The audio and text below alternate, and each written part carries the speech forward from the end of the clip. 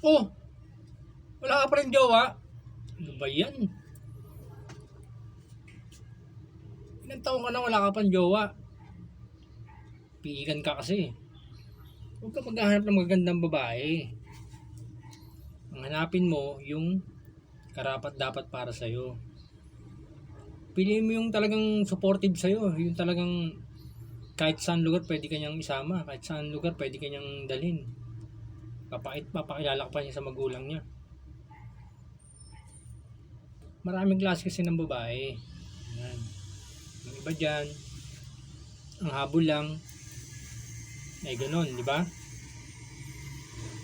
Pero kung di ka naman kapugian at naghahanap ka ng magandang babae, matatagalan ka talaga magka-jowa niyan. Gawin mo, ayusin mo sarili mo, maligo ka araw-araw, magpapogi ka, pumorma ka, ayusin mo yung pananamit mo. Tingnan mo rin kung ano mga gusto niya para sa'yo. Pagka naramdam mo nandiyan siya, huwag kang masyadong mahiya. Pakita mo confident ka.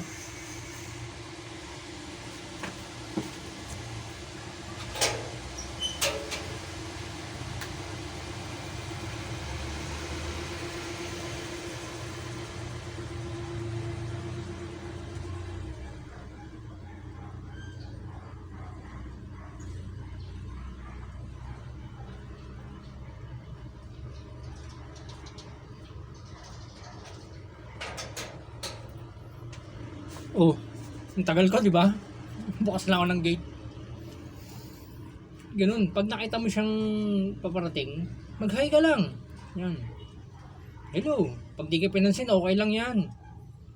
Importante, pinapansin mo siya. Importante, meron kang oras para sa kanya.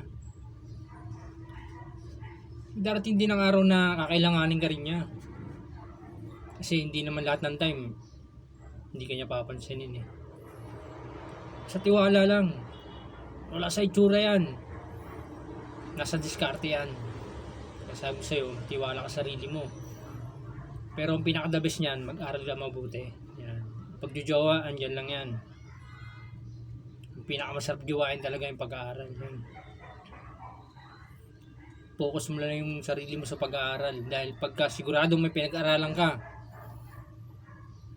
maraming babaeng darating sa'yo. At oras na meron kang diploma at meron kang magandang trabaho, maraming lalapit sa'yo dyan. Ikaw ngayon ang ano sa kanila, tawag dito yung siyempre, ikaw yung ano eh, ikaw na yung gusto nila eh, nasa iyo na lahat ng hinahanap nila eh. Kasi ginampanan mo yung para sa'yo.